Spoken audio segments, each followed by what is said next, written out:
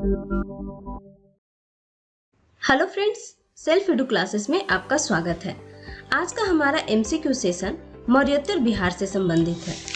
इससे पूर्व मैं यह चाहती हूँ कि आप इस एमसीक्यू सेशन को इसके थ्योरेटिकल पार्ट मौर्योत्तर बिहार को ध्यान पूर्वक देखने के उपरांत ही सॉल्व करें, क्योंकि मेरा एमसीक्यू सेशन लाने के पीछे मुख्य उद्देश्य यही होता है कि आप न सिर्फ इस अध्याय को देखें बल्कि यह भी जानें कि संबंधित चैप्टर से किस प्रकार के प्रश्न परीक्षाओं में पूछे जाते हैं। तो चलिए आज का एमसीक्यू सेशन मौर्योत्तर बिहार को प्रारंभ करते हैं। आज इस अध्याय से संबंधित आपको टोटल 12 क्वेश्चन दिए गए हैं। इसे सॉल्व करने के उपरांत आपके द्वारा प्राप्तांक के हिसाब से आपका कैटेगरी निर्धारित होगा। तो चलिए आज के पहले प्रश्न को देखते हैं। पुष्यमित्र शुंग द्वारा 2 अश्वमेध यज्ञ किए जाने की जानकारी किस लेख से मिलती है? अर्थात पुष्यमित्र शुंग ने अपने शासन काल में 2 अश्वमेध करवाया था। इस बात की जानकारी निम्नलिखित में से किस लेख द्वारा प्राप्त होता है? ऑप्शन ए है सारनाथ, बी बेसनगर लेख, तीसरा अयोध्या लेख, चौथा हाथी गुम्फा अभिलेख।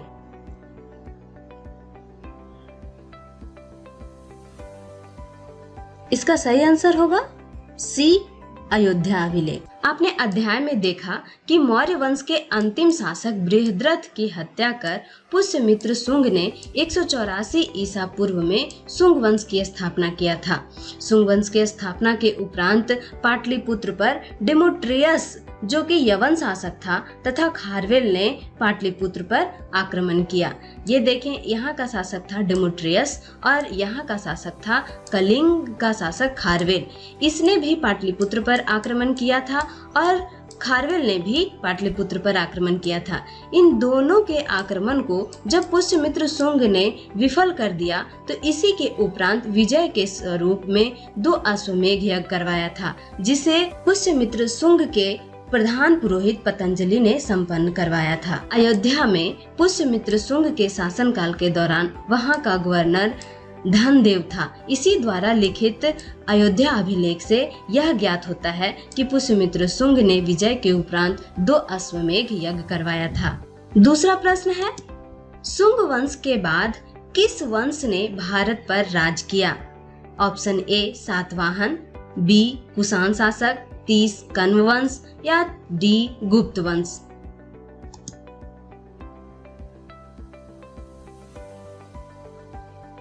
इसका सही आंसर है कण्व वंश। शुंग वंश के अंतिम शासक के रूप में देवभूति का वर्णन मिलता है, जिसे वासुदेव ने हत्या कर एक नए वंश कण्व वंश की स्थापना किया तथा शुंग वंश के बाद पाटलिपुत्र की धरती पर यानी मगध की धरती पर कण्व वंश को स्थापित किया। तीसरा प्रश्न है, सिमुक निम्न वंशों में से किसका संस्थापक था? Option A Chera, option B Chola, C Pandya या डी सातवाहन।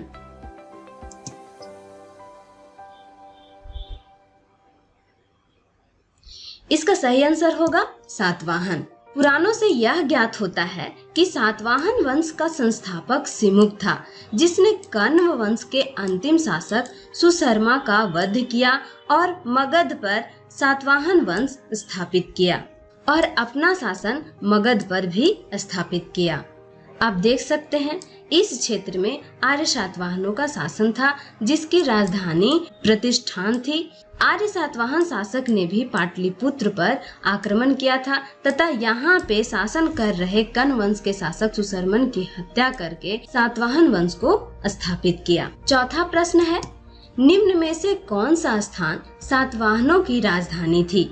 ऑप्शन ए प्रतिष्ठान, बी नागार्जुन कोंडा, सी साकल अथवा सियालकोट, डी पाटलिपुत्र।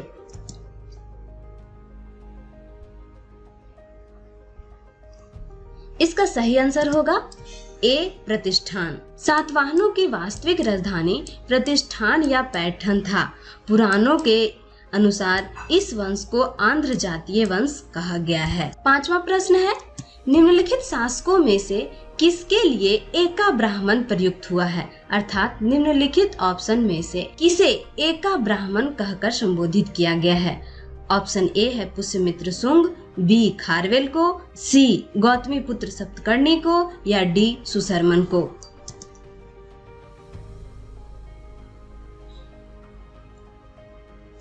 इसका आंसर है गौतमीपुत्र सप्तकर्णी को। आपने अध्याय में देखा कि सातवाहन वंश के सबसे प्रतापी शासक के रूप में गौतमीपुत्र सप्तकर्णी का विवरण मिलता है। नासिक अभिलेख से यह पता चलता है कि गौतमीपुत्र सप्तकर्णी को अभिलेख में एका ब्राह्मण कहा गया है, जिसका अर्थ होता है अद्वितीय ब्राह्मण अथवा ब्राह्मणों का एकमात्र रक्षक। छठा प्रश्न है, कुषाण मूलतः कहाँ के निवासी थे?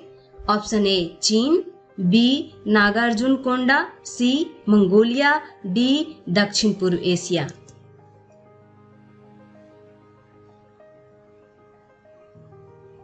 इसका आंसर है चीन। कुषाण मुख्य रूप से चीन के तिब्बत के पठार में शासन कर रहे थे।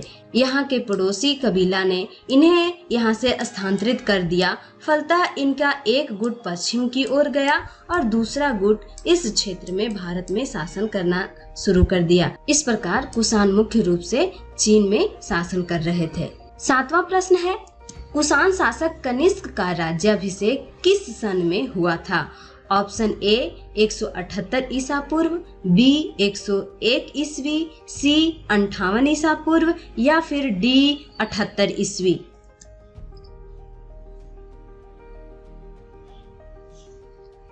इसका आंसर है 78 ईस्वी। कुषाण शासक कनिष्क का राज्याभिषेक 78 ईस्वी में हुआ था और इसी 78 ईस्वी को शक संवत का प्रारंभ माना जाता है। आठवां प्रश्न है, शक संवत कब प्रारंभ किया गया था? ऑप्शन ए 58 ईस्वी, बी 78 ईस्वी, सी 320 ईस्वी या फिर ऑप्शन डी 606 ईस्वी।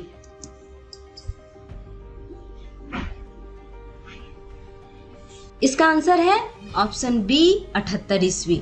78 ईस्वी में शक संवत का प्रारंभ माना जाता है। इसके प्रारंभ या प्रवर्तक कर्ता कनिष्क को माना गया है। 78 ईस्वी में जब कनिष्क का राज्यारोहण अर्थात राज्याभिषेक हुआ था, उसी समय से शक संवत का प्रारंभ माना जाता है। 9वां प्रश्न है, प्राचीन भारत में निम्न में से किस एक ने नियमित रूप से सोने के सिक्के चलाए थे? Option A Satavahana, option B Shaka, C Kushan या फिर डी पार्थियन।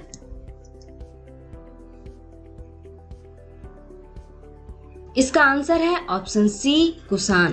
उत्तर पश्चिम भारत में स्वर्ण सिक्के का प्रचलन इंडो ग्रीक के राजाओं ने करवाया था एवं पूर्ण रूप से प्रचलित करवाने का श्रेय कुषाण शासकों को जाता है। कुषाण शासकों ने स्वर्ण एवं ताम्र दोनों प्रकार के सिक्के चलाए थे, परंतु ये चांदी के सिक्के नहीं चलाए थे। 10वां प्रश्न है, निम्नलिखित में से कौन कनिष्क प्रथम के दरबार में नहीं गया था? अर्थात निम्नलिखित में से कौन कनिष्क के दरबार से संबंधित नहीं था? ऑप्शन ए अश्वघोष, बी पासर्व, सी वसुमित्र या फिर ऑप्शन डी विशाखादत्त।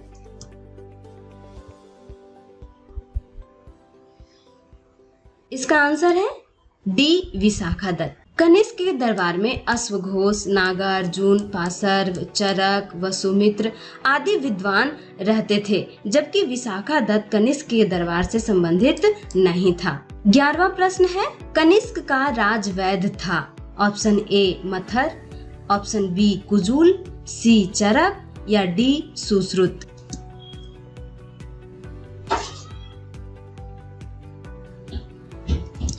इसका सही आंसर है चरक। कनिष्क के दरबार में कई विद्वान रहते थे, उसमें से चरक थे जो कनिष्क का राजवैद्य था।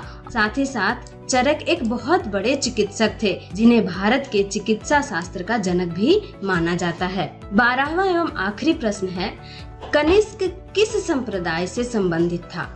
Option A Ajivika, option B बौद्ध, ऑप्शन सी महायान या डी हीनयान।